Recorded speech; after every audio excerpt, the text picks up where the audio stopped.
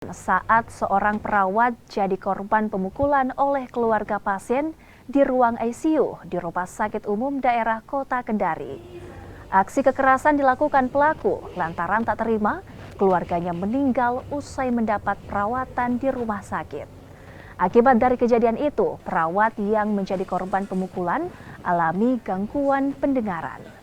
Pihak rumah sakit pun melaporkan aksi kekerasan ini pada pihak kepolisian.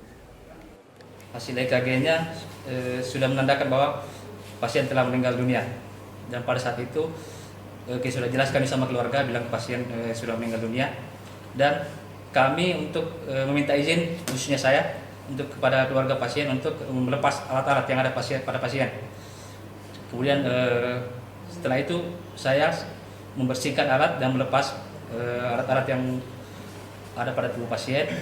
Kemudian pada saat itu ada keluarga pasien,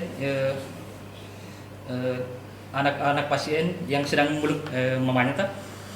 Dia langsung mengucapkan kata-kata siapa yang larang minum tadi, sambil menarik tangan saya dan dipukul pada bagian belakang telinga. Memutuskan baik dari korban yang meminta untuk kita tindak lanjuti secara hukum, selesaikan secara hukum.